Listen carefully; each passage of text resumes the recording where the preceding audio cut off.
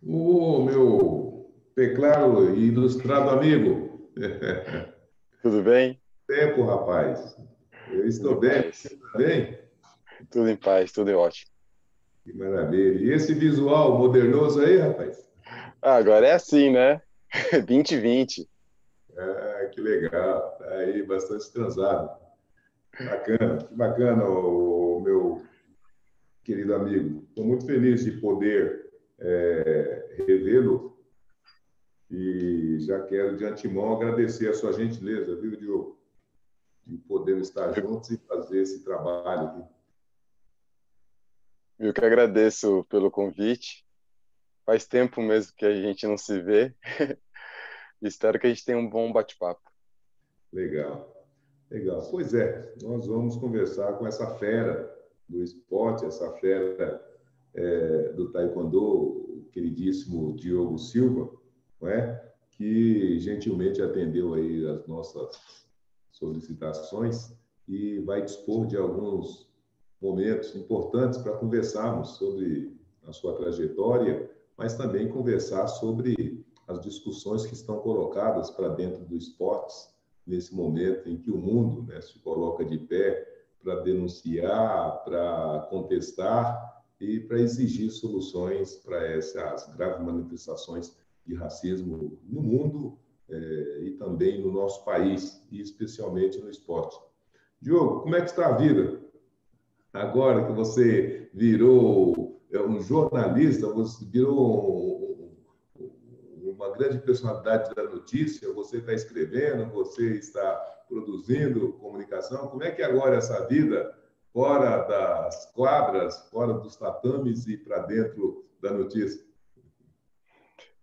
Vem sendo desafiadora, né? Eu fiz minha transição de carreira pós Jogos Olímpicos de 2016, Jogos Olímpicos que aconteceu aqui no Brasil. Então, nos últimos 4 anos, eu venho fazendo minha transição de carreira e esse é um momento muito especial para todos os atletas. É um momento que a gente fica também desejando prosperidade, assim como nós tivemos nas nossas carreiras esportivas. E eu fui me aproximando cada vez mais da área da comunicação. Eu estudei gestão esportiva, então fui entender como que funciona o esporte fora dos tatames, fora das quadras, e fui contratado primeiro pela ESPN para fazer a cobertura dos Jogos Olímpicos de 2016, depois pela Sport TV para fazer os Jogos Pan-Americanos de 2019 e estou também com a Sport TV para cobrir os Jogos Olímpicos. Hoje eu trabalho com a, a Wall Sport, né? Eu sou colunista na Wall Sport. Então a área da comunicação ela veio se aproximando pouco a pouco da minha carreira e eu percebi que o mundo esportivo faz parte dessa área, então eu já estava dentro da área que eu gostaria de trabalhar pós transição. Ah, que legal. Esse gostaria, ou seja, já era uma vontade, já era um desejo, já era uma ambição. Como é que aconteceu a comunicação na sua vida de atleta? Todo atleta precisa ser um bom comunicador. Isso faz que suas competições sejam mais assistidas, isso faz que o público tenha mais interesse, que os patrocinadores tenham mais interesse. Então, a parte da comunicação ela faz parte do mundo esportivo. Atletas que se comunicam bem podem ser os porta-vozes dos seus clubes, dos seus times e também dos seus patrocinadores.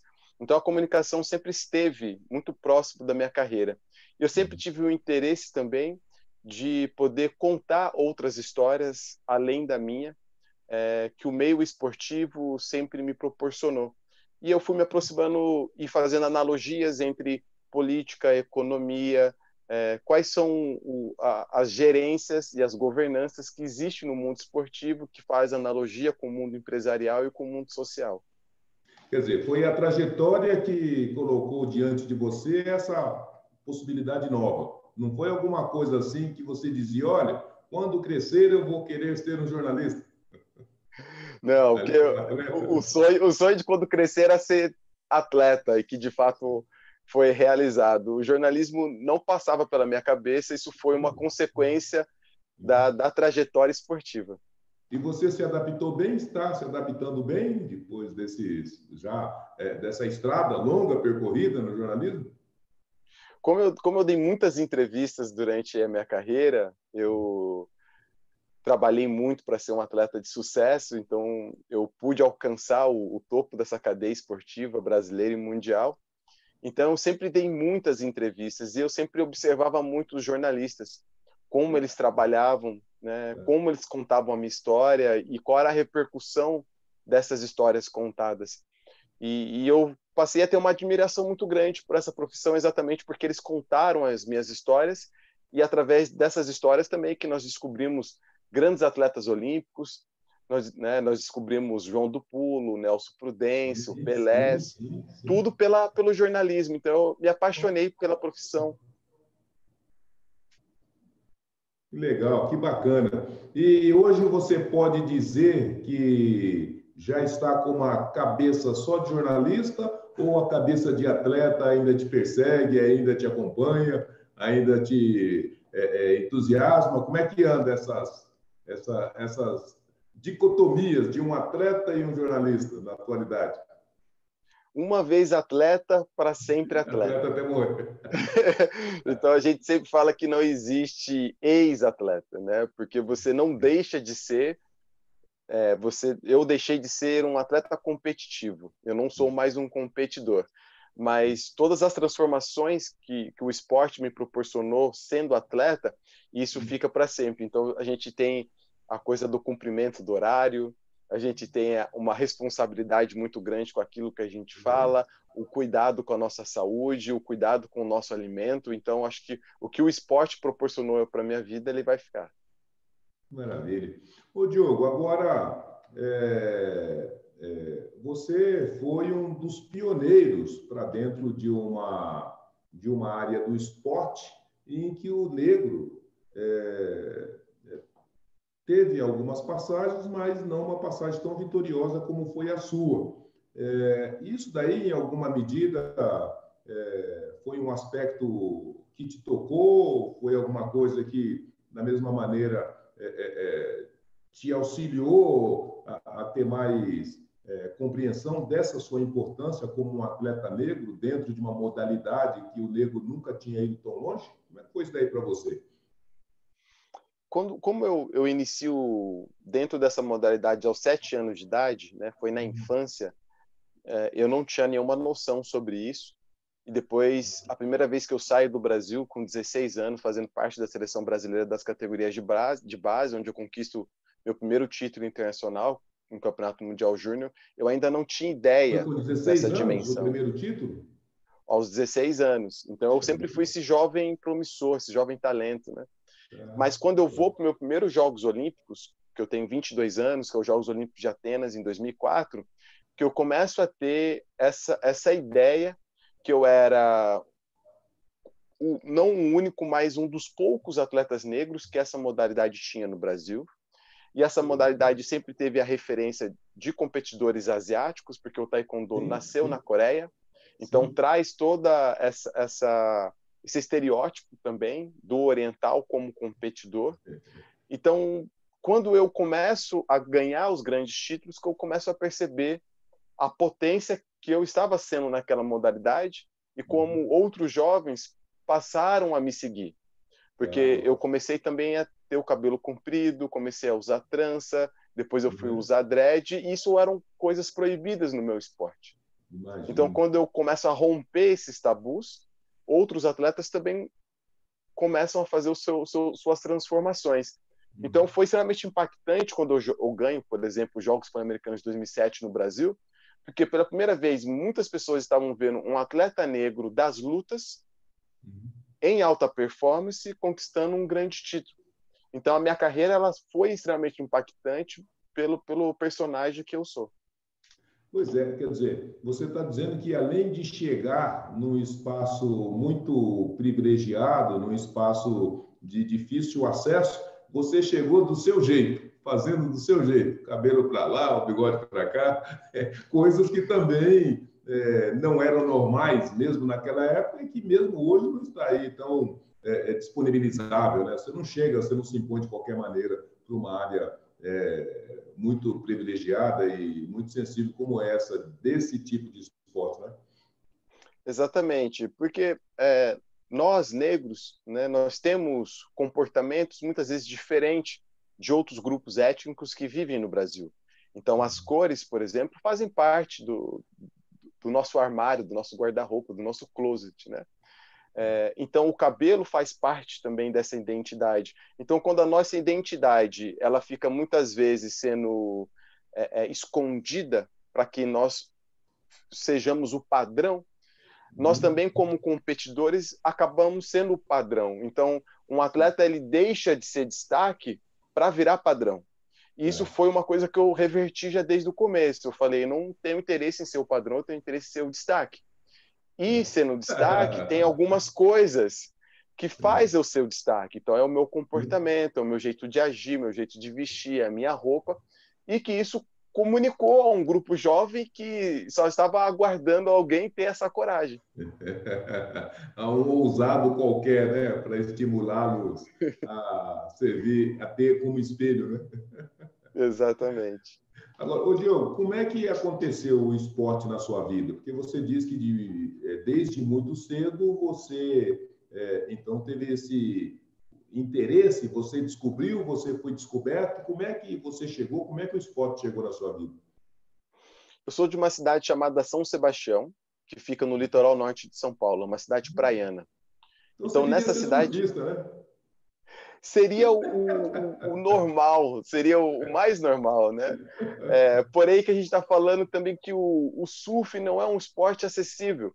Sim, Né? Imagina para um jovem de periferia de uma cidade litorânea ter uma prancha. Isso é um sonho que a gente às vezes ousa nem sonhar porque acredita que não será possível. É um Então, sonho imponderável.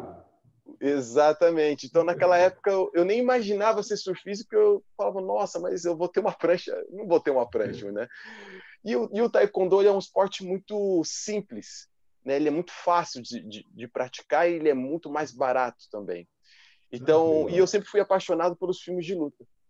Por os filmes de luta na infância que me levaram para esse esporte. Então, quando eu conheço o taekwondo, eu me identifico, falo, nossa, é isso que eu estou procurando. Até porque o meu tipo físico, que sempre foi magro, franzino, longeninho, era muito apto a essa modalidade. Então, quanto mais eu treinava, mais eu percebia que o meu corpo respondia bem. Então, eu comecei a entender que a minha profissão já estava escolhida e eu precisava cada vez mais aperfeiçoar. Agora, quem escolheu isso daí para você? Foi você mesmo ou os seus pais, seus amigos? Como é que você chegou, então, até o Taekwondo? Alguém disse para você, olha, esse é um esporte bom para o seu tipo físico? Ou você descobriu isso numa academia, na escola? Como é que se deu esse primeiro contato? Na infância, eu não sabia que o Taekwondo existia. Eu sempre assisti muitos filmes de luta que aparecia muito Kung Fu e Karatê. Então, era o que eu conhecia. Né? O Karate Kid foi um grande filme popular da década de 90, e assim como o Bruce Lee, que foi extremamente popular na década de 80. Então, essas eram as minhas referências de artes marciais. Então, quando eu peço muito à minha mãe, então minha mãe foi a pessoa responsável por me apoiar nessa iniciativa, e eu falo que eu queria fazer como os atores dos filmes faziam. E ela não E aí ficou ela falou, preocupada, não, com aqueles golpes todos? eu acho que os pais sempre ficam, porque tem um tabu muito grande de relacionar a arte marcial e as lutas com violência. Sim, Isso é um tabu que precisa ser rompido, porque esse meio é um meio educacional, né? A gente fala que a diferença entre briga e arte marcial é que a briga não tem regras.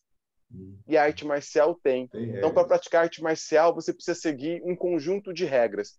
Então, quando eu vou para esse esporte, eu vou também para melhorar eu como pessoa, para seguir um conjunto de regras que melhore a minha imagem dentro da sociedade e me transforme dentro da cidadania que o esporte proporciona ao jovem. E aí foi esse o meu encontro.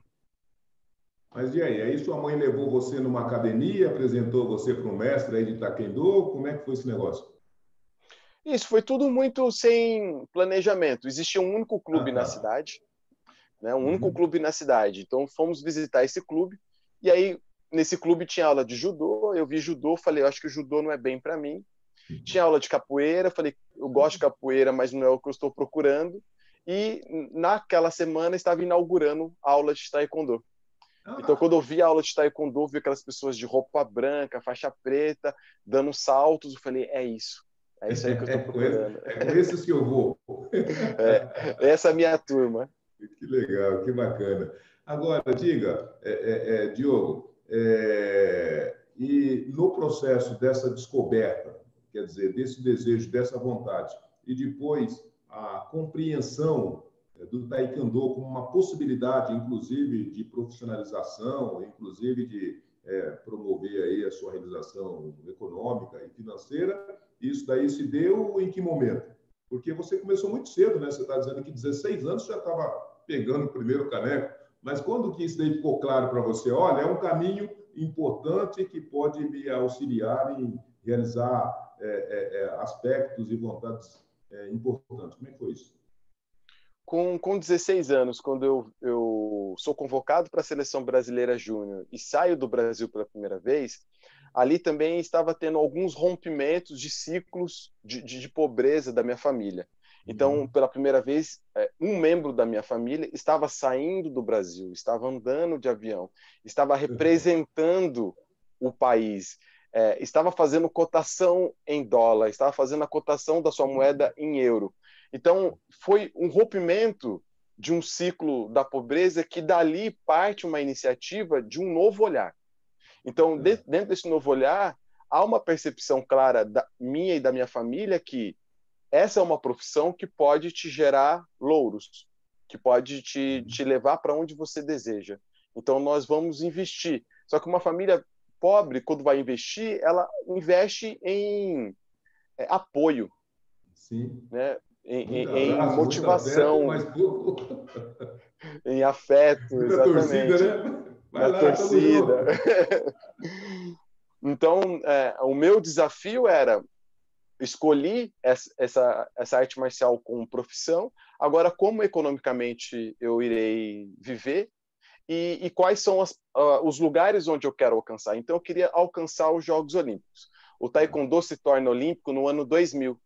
2000. Então, 2 anos depois que eu sou convocado para a categoria júnior, o taekwondo torna-se olímpico. Então, nos Jogos Olímpicos de 2004, eu já deslumbrava uma vaga olímpica e fui o primeiro atleta masculino a conquistar uma vaga.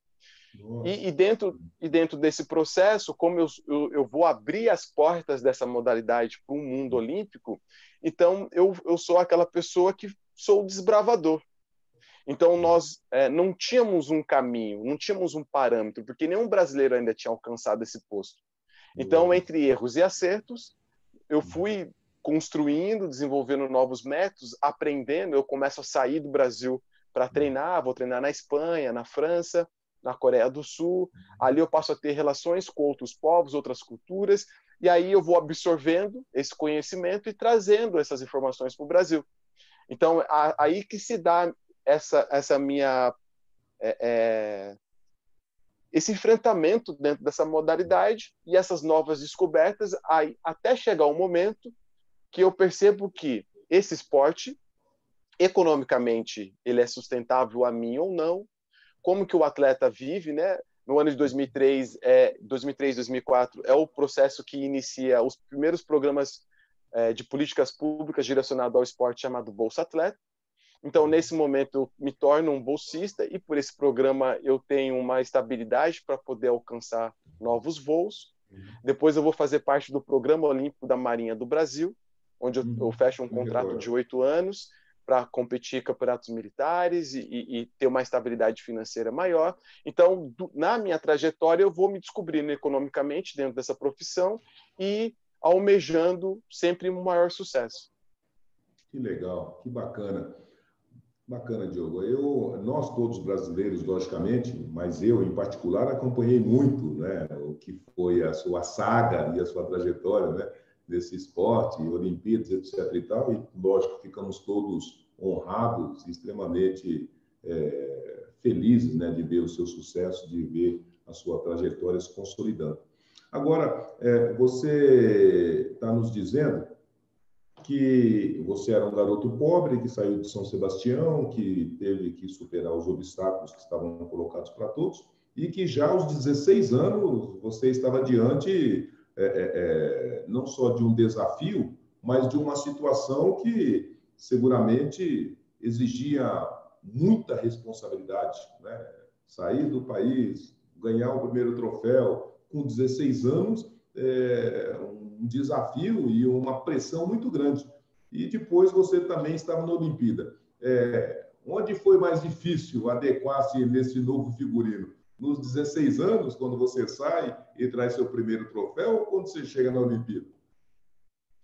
Olha, eu acho que foi uma constância, né? Constância, Porque né? dos 16 aos 22 Uhum. foram tempos de muitas mudanças do Brasil também. Então, Uhum. nós atletas, nós sofremos com toda a instabilidade que o país permeia por algum tempo. E todas as trocas de governo nos atingem. Então, quando eu faço uma transição entre o governo do Fernando Henrique e o governo do Lula traz um programa de financiamento ao esporte.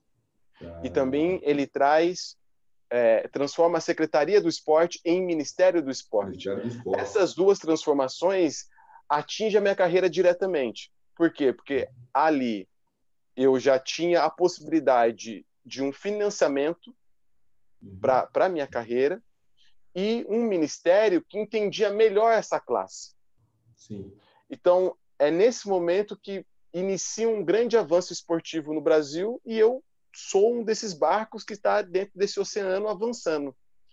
Então, eu pego essa transição da minha juventude dentro de dois governos. Então, como é importante quando se temos um governo que tem políticas públicas e pensa no esporte não como só um programa social, mas como uma diplomacia. Porque uma das grandes imagens que o país tem é do atleta. Então, nós Ah, conhecemos o Usain Bolt, que é um corredor jamaicano, mas nós não sabemos quem é o presidente da Jamaica. com Então, certeza. dentro de uma diplomacia internacional, o Usain Bolt é a imagem da Jamaica. Com Então, se certeza. a gente for pensar, cada atleta que traz uma imagem para o seu país, ele não é só um programa social, ele é uma base de sustentação daquele governo econômico, financeiro, e que o atleta ele pode ser utilizado de uma forma muito melhor do que ele é utilizado de fato. Você tem razão, né? A gente acompanhou aqui no Brasil também essa máxima, né, de que muitos povos e muitos países não conhecem o Brasil, mas todos os povos e todos os países conhecem Pelé, né, por exemplo, né? Então é curioso esse papel de embaixador que o atleta pode desenvolver e pode construir na sua trajetória profissional também. Agora, o Diogo, você estava dizendo dessas dificuldades da sustentabilidade do atleta e mesmo do atletismo e do esporte como um todo, em tempos anteriores, e que no seu tempo você, além de estar muito bem qualificado, muito preparado, você ainda teve uma sorte adicional, qual seja a transição para o ministério e seja também essas estruturas que se colocaram, né, como é o caso do Bolsa Atleta e principalmente esse trabalho do atleta militar, alguma coisa aproximada, que ajudaram a dar sustentação, insumos e bastante ferramentas para o atleta se dedicar com menos intranquilidade econômica e financeira. Né? Foi muito importante e continua sendo ocorrências e políticas muito importantes na vida do atleta. É fundamental. No esporte brasileiro, as grandes empresas não têm o hábito de financiar esporte. Nós temos alguns bancos, como o Banco do Brasil, o Bradesco, que financiam algumas ligas esportivas, como o vôlei e o judô.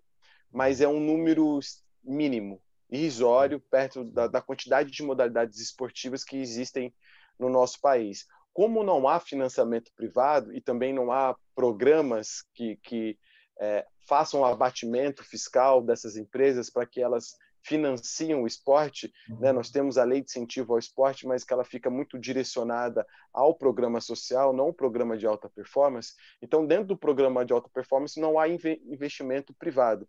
Então, 70% de todo atleta brasileiro vive de financiamento público, que é a Bolsa Atleta.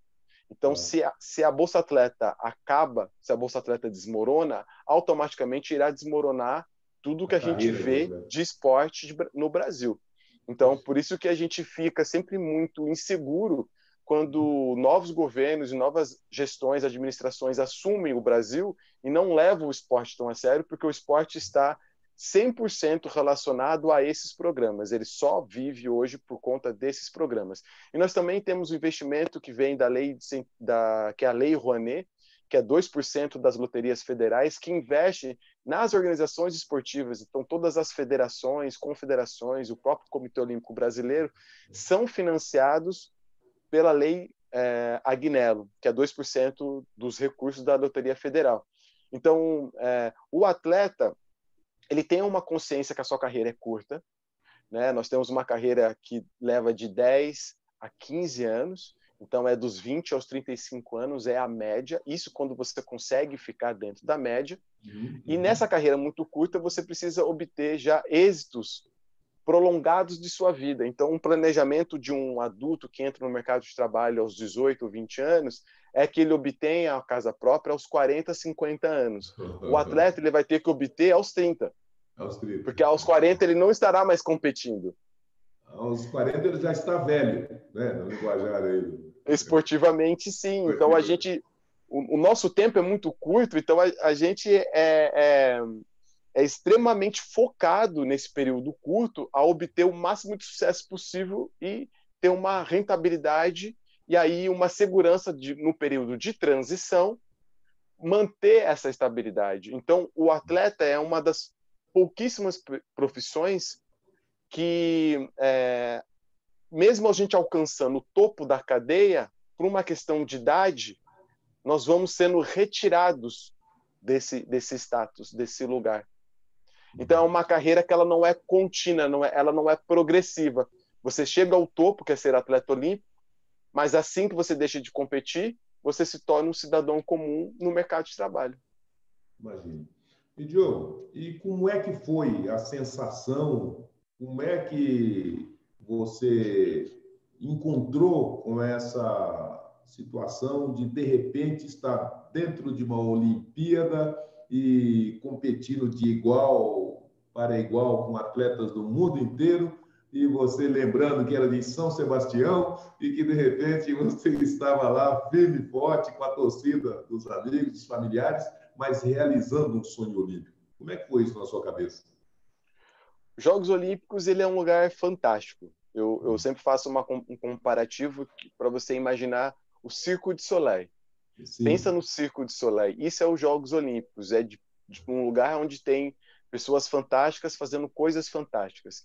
E por conta dessa atmosfera, é uma extrema realização e é um extremo orgulho ter sido atleta olímpico. E de ter realizado esse sonho por 2 vezes, porque eu faço parte da edição de 2004 em Sim, sim.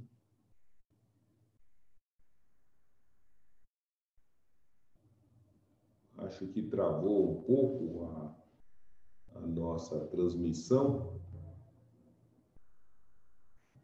Porque os Jogos Olímpicos, ele é fantástico.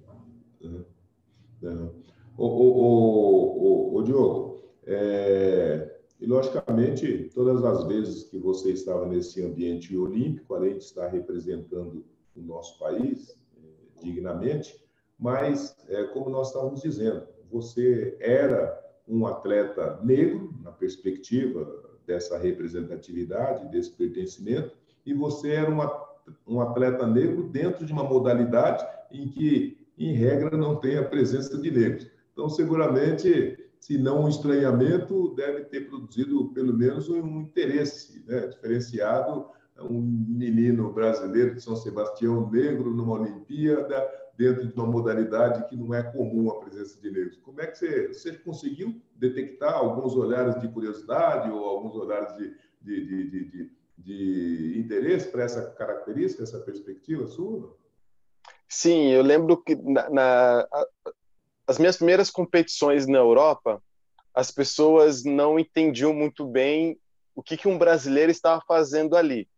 Até Sim. porque não se via muitos, né? E o que se via não parecia comigo em nenhum aspecto. Então, eu faço parte de uma geração extremamente vitoriosa. E quando essa geração se apresenta, eles começaram a ver os primeiros atletas negros Sim, sim. conquistando grandes títulos. Então foi uma curiosidade muito grande. E a partir do momento que eu conquisto os primeiros títulos, eu começo a receber muitos convites pela Europa para fazer Sim. parte dessas equipes, né? Então, eu circulei em 36 países pelo mundo, em todos os Meu Deus do céu. continentes, participando de competições e de treinamentos, e muitos a convite dessas pessoas que perceberam que estava iniciando no Brasil uma escola. Como tem a escola coreana, que é a melhor escola do mundo, nós temos uma escola do Irã, o Irã é o segundo O país com mais Irã? vitórias olímpicas dentro do taekwondo. Que O beleza. México, assim como Cuba, são as maiores representatividades aqui das Américas.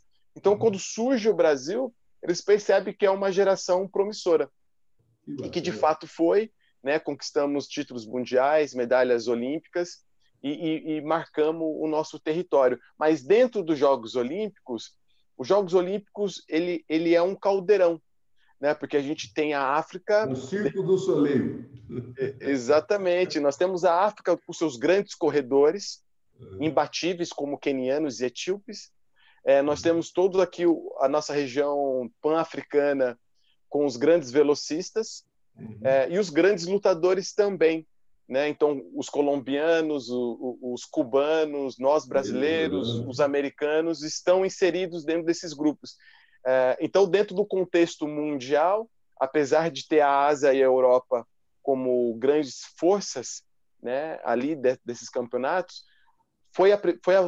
eu fiz parte da primeira geração onde a República Dominicana, que é uma ilha 100% negra, teve os seus grandes atletas vitoriosos. Cuba teve seus grandes atletas vitoriosos. A Colômbia, assim como o Brasil, iniciaram os seus grandes atletas vitoriosos. Os atletas do Equador, que são a grande maioria negra, também. Então, nós viemos, América do Sul, com o pan-africanismo, viemos junto, do ano de 2004 ao ano de 2012. Então, além eu, como brasileiro negro, eu olhava para o lado e via todo o Caribe junto comigo. Não Então, estava sozinho. eu não estava sozinho, foi extremamente divertido. Que legal, que coisa bacana. Eu acho que uma dimensão do esporte, né, em qualquer das suas ambientações, mas principalmente esse do esporte de alta performance, é justamente a oportunidade e a possibilidade de conhecer povos, pessoas e culturas das mais variadas, né? E fazer amigos e amizades em todas essas localidades.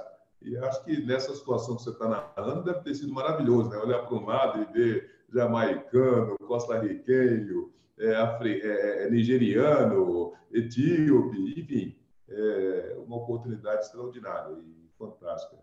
Foi Você, muito além de incrível, tudo, porque de fato, um rapaz de sorte, né? Porque estava no lugar certo, na hora certa, na transição certa, quando a Olimpíada se colocou, o esporte chegou, enfim. E você conseguiu entrar e sair com muita qualidade, com muita propriedade e com uma estatura e uma envergadura muito significativa, né? Que ao final permitiu que, como você bem disse, desse continuidade para uma outra dimensão dessa vida pós-Olimpíada, pós a vida do tempo, do ciclo esportivo, né? Isso foi muito bacana também, né, o Diogo? foi extremamente importante, e estar em contato com outras culturas me deu um conhecimento muito maior sobre o Brasil e sobre eu mesmo, né? Pela primeira vez ali também eu estava vendo os muçulmanos. Eu tive contato com o Islã, tive contato com os atletas muçulmanos. Eu fui apresentado para mim uma outra forma de comer, porque eu conheci atletas veganos, então eles me explicavam o porquê que eles não consumiam carne ou não consumiam tanta carne.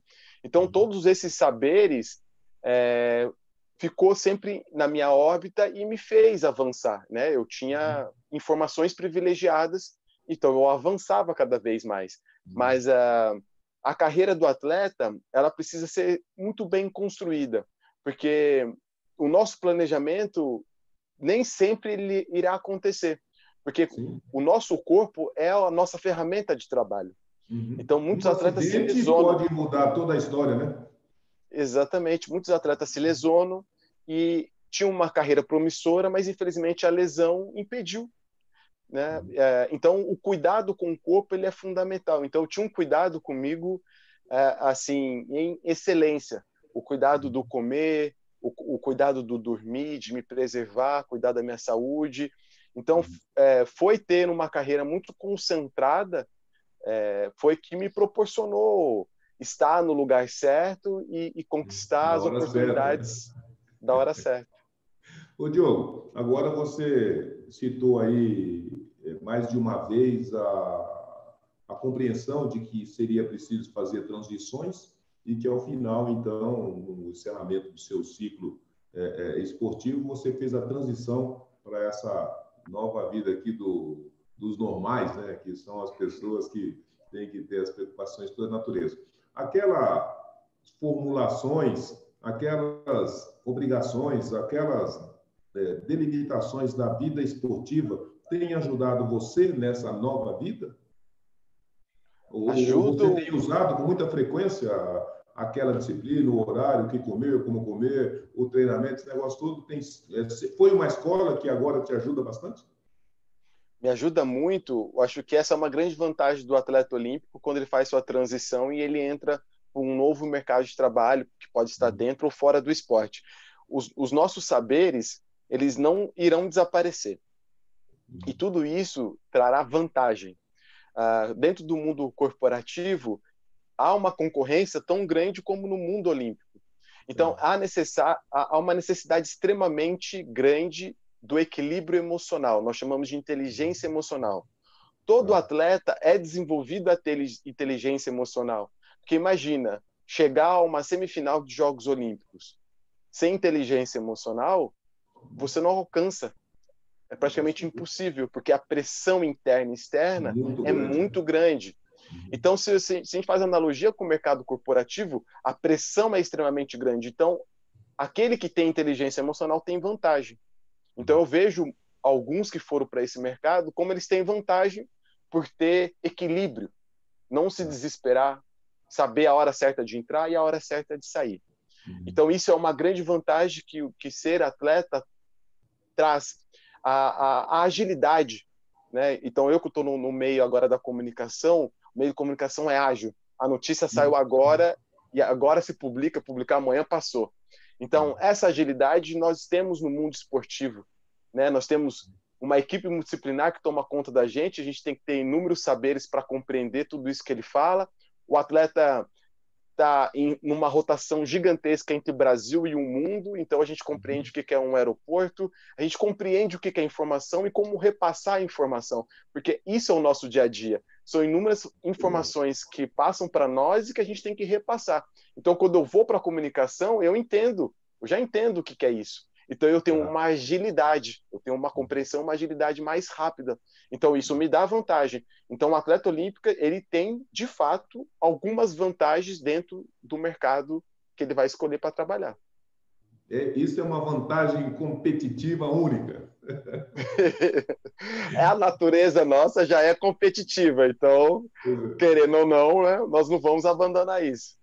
Legal. Diogo, o mundo está em polvorosa, né? O mundo do esporte, o mundo da política, o mundo social, o mundo do mercado de trabalho, não é? Diante desses limites e diante dessas limitações que nós não conseguimos transpor, que é o caso da discriminação racial em todas essas áreas, e a dificuldade, seja de você combater de forma eficaz, seja de você educar as pessoas de forma eficaz e seja de você conseguir remover os obstáculos que impedem que esse público transite livremente pelos mais diversos espaços de uma forma eficaz. O que o esporte, dentro dessas habilidades, dessas competências socioemocionais que você está comunicando, tem ajudado, ajuda. Qual pode ser a importância, então, dessa mente do esporte para ajudar a combater esse tipo de coisa que está estabelecido, para construir as pontes que esse tema exige e para fazer a mudança que, ao final, todos nós almejamos e todos nós precisamos para que todos possam respirar livremente? O esporte ele é fundamental porque o esporte é uma grande vitrine. E o esporte também ele é um grande produto de consumo, né? Produto de consumo de entretenimento. Então, muitos de nós, cidadãos brasileiros e cidadãos do mundo, têm ali no seu momento de entretenimento consumir esporte. Então, o esporte ele está dentro das casas. Então, uma coisa é eu escrever um livro e me esforçar muito para que essa informação chegue nas pessoas. A outra coisa é eu ser atleta e eu falo na televisão quantas casas eu alcanço, direto ou indiretamente. Então, essa é a grande força do esporte. Nós estamos dentro das casas. Nós fazemos parte das vidas das pessoas. Os jogadores de futebol fazem parte das vidas das pessoas. As pessoas colocam o nome dos filhos, os nomes dos jogadores. Assim que os bebês nascem, eles já ganham um uniforme, eles já ganham uma bola. Então, o contexto social brasileiro e mundial, o esporte está inserido, está intrínseco, está dentro. Então, com isso, o atleta, quando ele se manifesta, quando ele articula, quando ele protesta, ele impacta um grupo em cadeia. Sim. E essa uma reação em cadeia, né? Exatamente. E essa é a grande força do esporte, pelo ser a vitrine, e alguns atletas estão no topo da cadeia econômica, assim como o Neymar, por exemplo, LeBron James, Lewis Hamilton, né? Além de serem grandes atletas, grandes fenômenos esportivos, eles também estão no topo da cadeia econômica, né? Fazendo parte da lista da Forbes, por exemplo, das pessoas milionárias do mundo. E com isso, eles, quando desejam, eles podem articular iniciativas, programas, plataformas de conscientização, de educação, que nós da sociedade muitas vezes não conseguimos. Entendi. Quer dizer, da mesma maneira, é um diferencial competitivo, né? O profissional, o esportista tem mecanismos, tem ferramentas que podem ajudar muito, né, no combate a esse tipo de coisa, na medida que ele tem voz, que ele pode vocalizar, e na medida que até em algumas circunstâncias ele tem recursos, mesmo econômicos, para conduzir e encaminhar qualquer ação dessa natureza. Não é?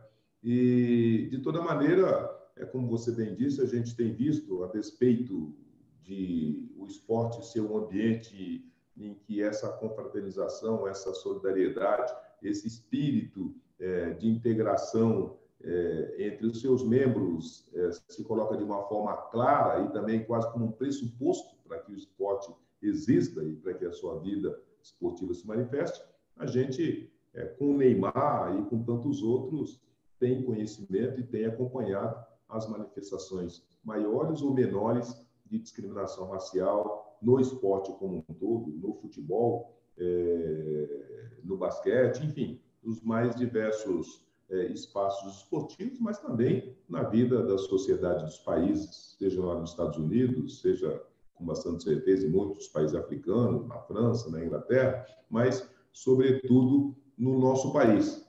E para essa ocorrência, para essa perspectiva que está colocada, a gente tem bastante convicção de que, além do reconhecimento de nós todos, de que tem um trabalho a ser feito, é importante que a gente também esteja unido e que a gente possa sempre estar disponível para receber essas ocorrências e também estimular que as pessoas saibam que, apesar do racismo e da discriminação, tem um atleta, tem uma potência, tem uma possibilidade que pode construir caminhos de vitórias, né, e de grandes realizações, como foi a sua. Então, eu concordo com você. Ou seja, o esportista tem uma responsabilidade, o esportista sofre o impacto de uma ação dessa natureza, mas mesmo isso não é um limitador, não é um impeditivo para que a potência e para que o talento possa se revelar, não é isso mesmo?